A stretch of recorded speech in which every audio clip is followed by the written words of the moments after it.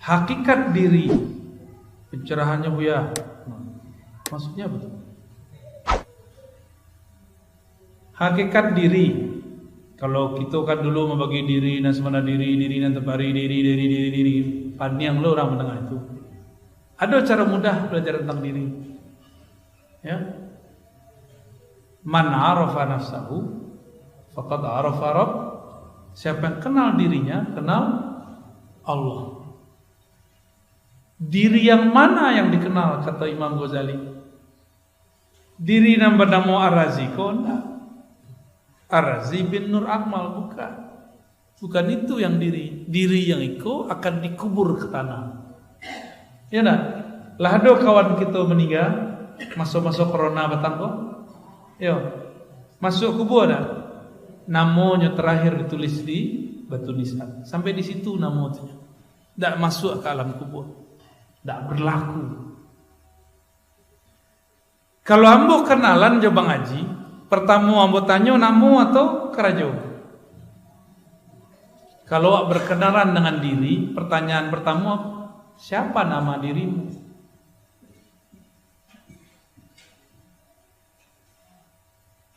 Berarti diri kita tuh ada namanya. Katanya mursyid, tapi gak tahu nama, ya. Berhenti aja jadi mursyid. Malah anti ilmu nama. Padahal ilmu nama itu adalah ilmu Rasulullah ketika memanggil pohon. Nabi ngomong kepada Bukit Uhud itu pakai ilmu nama. Tapi saya dengar ada mursyid anti dengan istilah nama ruf. Berarti dia gak paham kalimat ini. Diceramahkan kemana-mana. Man arafa nafsahu faqad arafa rabbahu. Siapa yang kenal dirinya kenal Allah. Kalau kenal diri kenalan dulu. Kenal diri itu kenal nama. Nama dulu baru yang punya nama. Allah punya nama enggak? Allah punya nama. Hal ta'lamu lahu samiyya walillahil asmaul husna. Bahkan namanya sangat banyak. Al asmaul husna. Nama jasad kita ambo Ar-Razi. Di kampus bernama doktor. Dipanggil Pak dosen. Di masjid bernama guru ngaji, Buya. Di surau dipanggil Gala. Di rumah dipanggil ayah, dipanggil abi, dipanggil papa. Ada lain? Ada panggilan lain? Papi, babi. Di kampung dipanggil Buyuang, misalnya gitu ya. Itu panggilan. Kalau tubuh fisiko banamo, siapa gih namo tubuh fisik? Fisiko saya gih namo. Ayah, ya nak. Yang paling punya otoritas bagi namo siapa? Ayah. Maka yang berhak memberi nama diri itu adalah sumber diri. Itulah Sayyidina Rasulullah sallallahu alaihi wasallam. Jadi hakikat diri itu tahu saja namo beres, nanti bisa dijelaskan. Dan panjang-panjang nak cerita kan. Puta-puta lo jadi diri dan sebenar diri dan tapari diri dan sebalik diri. Itu main-main ya. Istilah-istilah puta-puta dia tidak tahu jo jalan pintas ya. Jalan pintas mengenal nama ruh. Nabi mengatakan kuntu nabiyan, aku sudah jadi nabi. Yang membocorkan namanya Nabi Isa. Siapa nama kenabian beliau? Nama sebelum Muhammad bin Abdullah namanya apa? Ahmad. Ahmad itu nama ruh. Jadi ruh kita itu bersumber dari Ahmad. Pasti ada nama.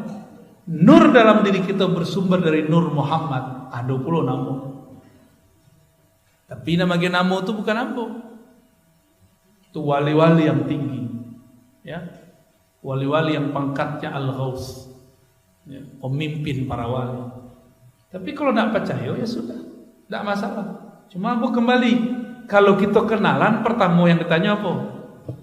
Kalau wak berkenalan dengan diri wak, seharusnya yang pertama sekali adalah kenalan dengan nama. Kira-kira gitu ya. Kalau belum tahu nama wak, cukup panggil saja ruh pecahan Nur Muhammad. Kepada ruhku yang bersumber dari Nur Muhammad. Al-Fatihah. Itulah boleh. Kalau lo tahu aja namo, boleh mereka.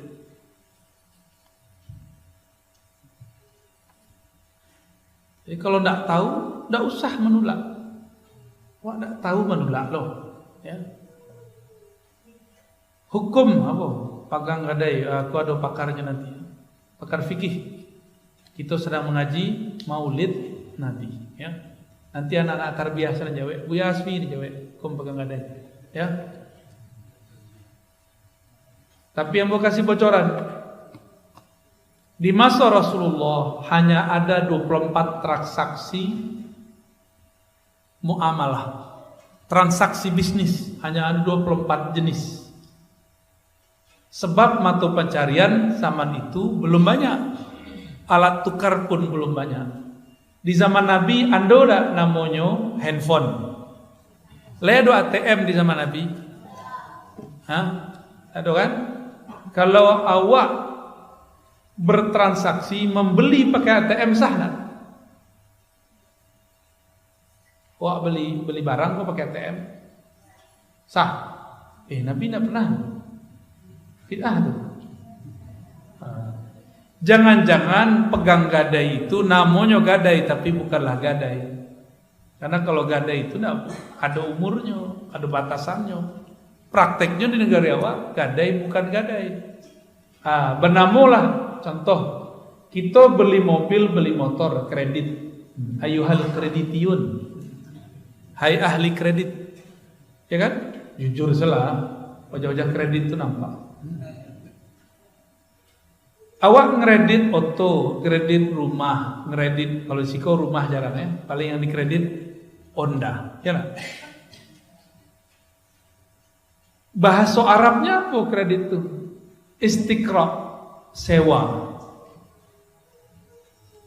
Kalau kita menyewa 10 tahun, setelah 10 tahun kembali kepada pemilik atau kita non menyewa. Anggaplah Ambo menyewa motor daji, mengaji gua. Lah 10 tahun mau menyewa, jadi punya mo enggak? Enggak, balik ke Bang Haji kan? Tapi kalau kita sewa kredit itu namanya al-istiqra al-muntahi bitamlik. Nah, itu arabisasi itu. Sewa yang berujung kepada jual beli kepemilikan. Maka namanya sewa jual atau sewa beli. Ada enggak di zaman Nabi itu? Tidak ada. Diadakan kini. Boleh enggak? Boleh. Al-aslu fil muamalat lil ibaha. Pada dasarnya transaksi itu dalam bab muamalat bisnis boleh-boleh saja sampai ada dalil yang kita dapat temukan bahwa diharam. Itu ya. Oh nanti panjang tertu ya. Saya kan difitnah menghalalkan riba. Benar kan? Ya? Yang kawan-kawan pengamat sosial media paham tuh. Karena kami mengatakan dulu saya mengharamkan bank, tapi sekarang saya mencabut pandangan bahwa bank itu riba. Jadi hemat kami bank itu belum tentu riba. Riba pasti haram, bank belum tentu haram. Kenapa? Belum tentu riba. Lah bisa awak sekolah kini kalau tidak pakai transfer lewat bank. Lah bisa Bapak Ibu beli makanan tidak pakai pitih. Pitih itu punya siapa? Bank. Kawan kita anti bank, tapi pitih dari bank dipakainya juga. Nangguang-nangguang. Islamnya nak kafah.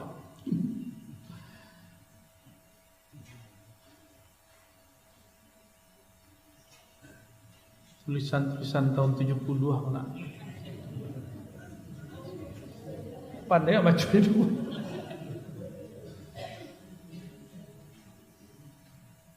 Apakah boleh berselawat sambil goyang? Maksudnya tuh Sallallahu alaihi Muhammad gitu ya. Jangankan sambil goyang, sampai bercakap sebut dia. Sampai nyetir sebut dia.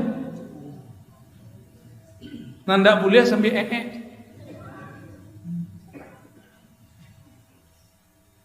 Mana yang dahulu masuk surga, umat atau nabi, Pak Ustaz? Mana ketujuh?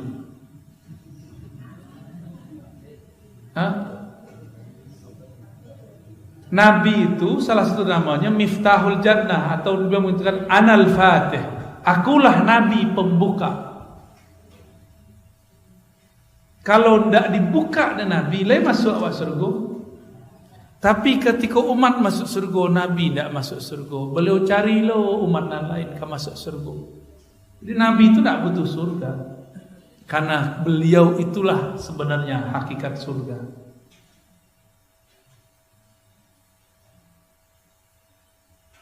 Awak masih membayangkan surga itu bidadari, ya, makan-makan lama-lama. Apa kata Nabi? Allah memberiku makan dan minum. At'amani Rabbi. Allah memberiku makan. Allah yang beriku minum. Jadi Nabi itu makan minum tuh itu cuma memerankan sisi manusiawi. Beliau tidak makan setahun juga bisa. Ashabul Kahf atau Kahfi 309 tahun lalu nak makan nak minum, ya nak. Lain duit yo. Mana yang lebih hebat? Ashabul Kahfi atau Nabi Muhammad? Hah? Malu nah, yang kare. Siapa yang lebih hebat? Siapa yang lebih mulia? Berarti Nabi Muhammad pun walaupun 1000 tahun gak perlu makan sebenarnya. Jadi beliau itu kalaupun naruh batu di perut itu cuma menunjukkan empati ke sahabat. Aku juga belum makan, wahai sahabat.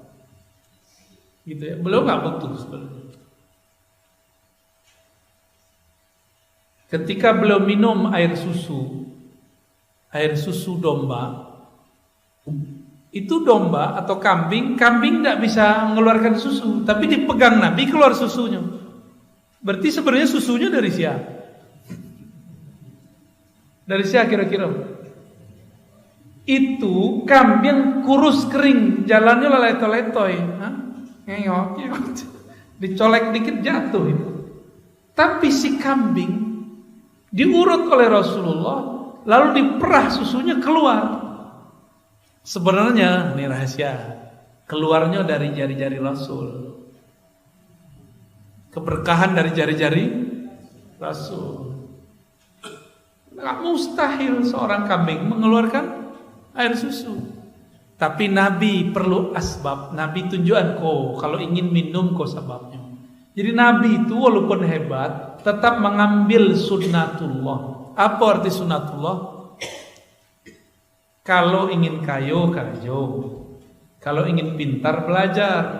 Kalau ingin usul kepada Allah suluk. Nah, itu harus diambil, diperankan itu sebenarnya. Tidak ada yang instan itu, tidak ada. Instan itu cukup mie instan, ya. Suatu yang instan akan instan pula pahitnya. Fa aynama tuwallu fasamma wajhullah. Kau tulisan Buya nak? Tapi tidak betul tulisannya.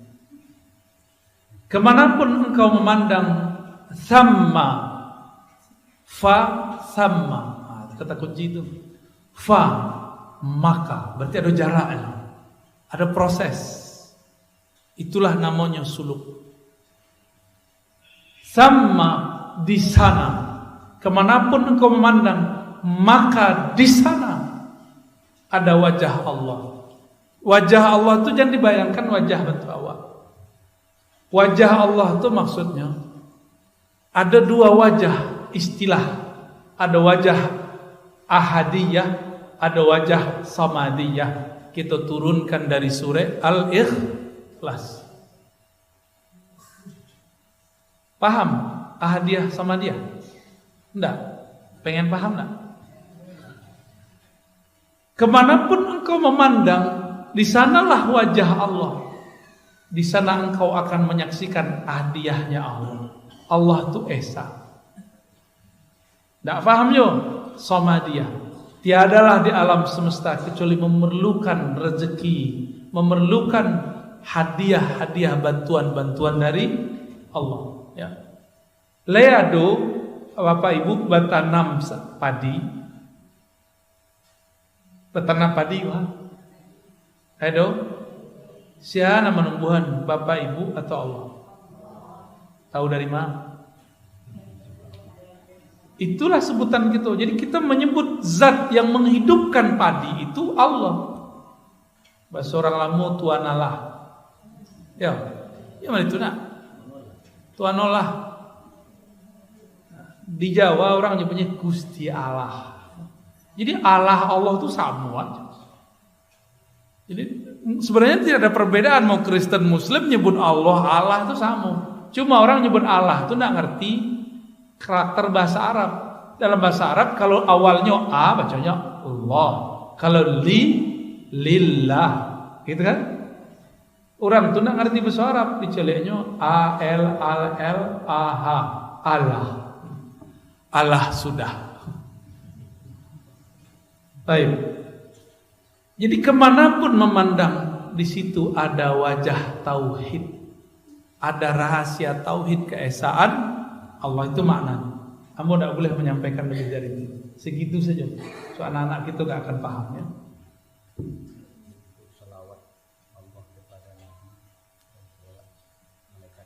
Oh bagus.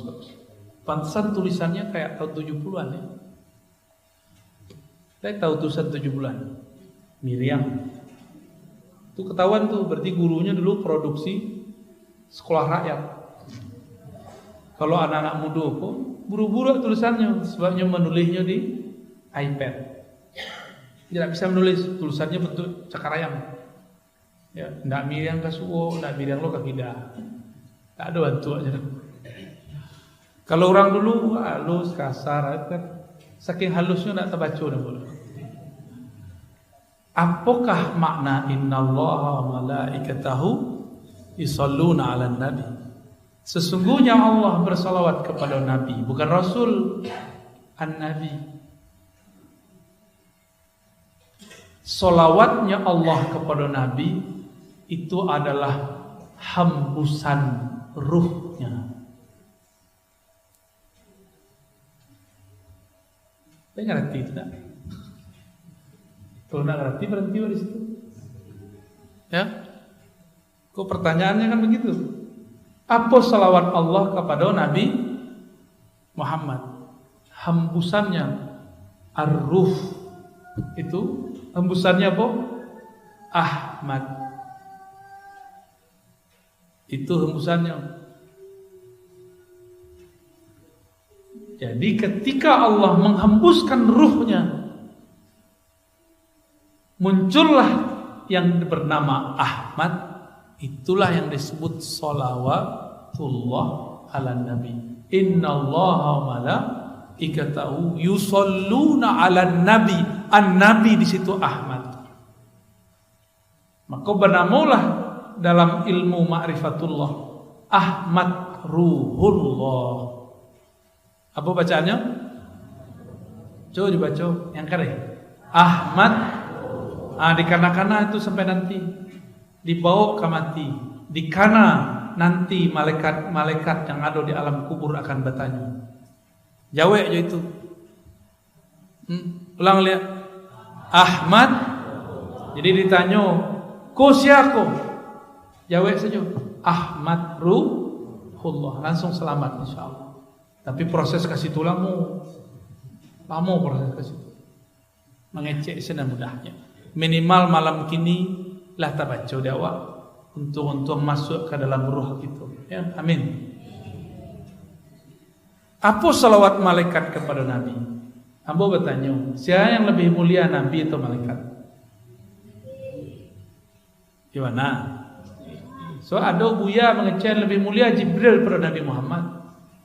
Kan tak mengertinya bab itu. Tak mengertinya Jibril itu tidak tembus sampai ke aras, Nabi Muhammad tembus sampai ke aras. Berarti lebih mulia siapa? Jadi Jibril membawakan Al-Quran ke bumi bukan berarti Jibril lebih mulia daripada Nabi Muhammad. Justru Jibril itu pelayan Nabi Muhammad sallallahu alaihi wasallam. Maka ambo dalam ijazah tarikat ambo ganti kini. Ambo buang itu direvisi ijazah. An Sayyidina Muhammad anillah mubasyarah. dari Nabi Muhammad langsung dari Allah. Nama Jibril boleh di skip. Ya. Tapi kebanyakan orang masih menulis dari Nabi Muhammad kepada Jibril dari Allah. Berarti baru bab riwayat. Di bab riwayat betul. Tapi kan pertanyaan dari tadi pertanyaan hakikat sana. Ya, di bab hakikat Jibril lah yang mengambil ilmu dari Nabi Muhammad sallallahu alaihi. Ya. Kira-kira payah diterima nak? Jibril mambiak kaji ke Nabi Muhammad lebih bisa terima. Jua tadi memahaminya. Ketika Jibril mentok tatahan di Sidratul Muntaha, Nabi Muhammad tembus ke aras dan diizinkan sujud di aras paling tinggi. Sebab aras itu adalah tempat bersemayam Ar-Rahman. Ar-Rahman itu nama daripada yang punya rahmat. Rahmat itu adalah Nabi Muhammad sallallahu alaihi wasallam. Jadi apa salawatnya malaikat kepada Nabi Muhammad? Sama jawab. Allahumma salli ala Sayyidina Muhammad atau sallallahu ala, sama. Maknanya sama. Tak jauh beda. Ya. Apa boleh sajadah yang kecil dipakai untuk sholat? Ya boleh lah, nggak pakai sajadah juga boleh. Boleh nggak sholat nggak pakai sajadah? Kok jadi masalah sih? Apakah putus sholat kita apabila dibatasi anak kecil? Ya enggak, tapi kurang atau orang yang duduk sholat. Kalau orang duduk sholat ya tidak dapat kesempurnaan jamaah, itu aja bedanya. Jadi kesempurnaan berjamaah itu rapat. Kesempurnaan berarti kalau ada orang berjamaah tidak berjarak dekat, maka sholat jamaahnya tidak sempurna gitu. Sawwu sufufakum fa inna taswiyatas sufuf min tamamis sholat. Rapatkan, luruskan saf kamu, karena merapatkan itu adalah kesempurnaan sholat. Nabi tidak mengatakan sholat dengan saf yang rapat itu adalah sah batalnya sholat, enggak.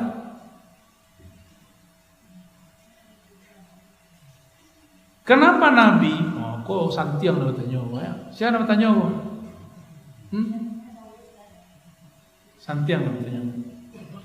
Kalau enggak santiang, kalau kau santiang. Nabi kan mengatakan, man kana akhiru kalamihi la ilaha illallah dakhalal jannah. Siapa yang akhir kalamnya la ilaha illallah masuk surga. Kok Nabi sebelum wafat membaca ummati bukan la ilaha? Debat. Jadi ya. Semoga jadi ulama besar nanti ya. Amin. Di mana sekolah? Lai pesantren. Kalau enggak aku pindah ya. Al-Mansur, Darul Ma'mur. Ya lanjut ya. Lanjut sekolah. Nabi Muhammad tuh punya surga.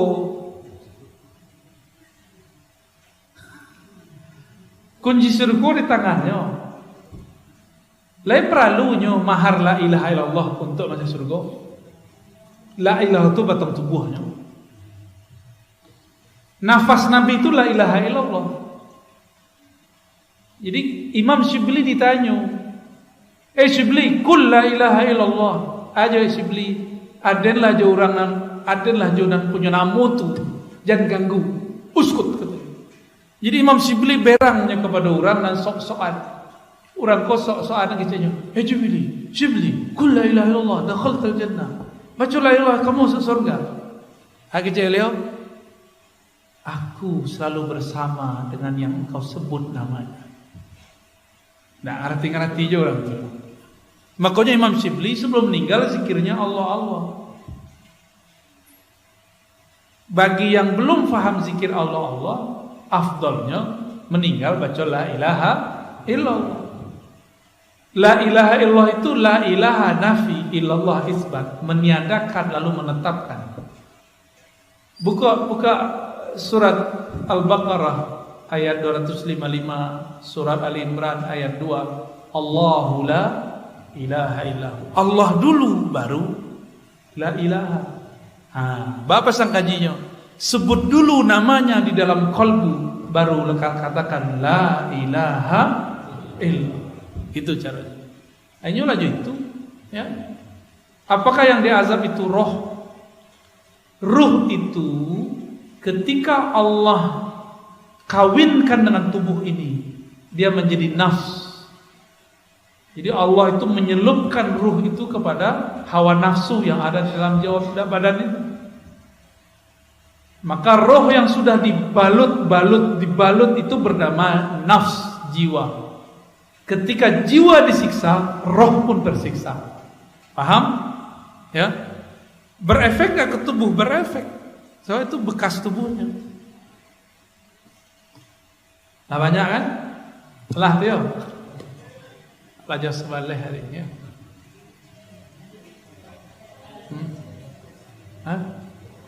Kelas kecepalet kolalah tu. Jadi Bapak Ibu alim ulama, semoga pertemuan kita diridhai oleh Allah. Tambah kenal kepada Rasulullah sallallahu alaihi wasallam. Semoga tahun depan maulidnya ada salawatnya.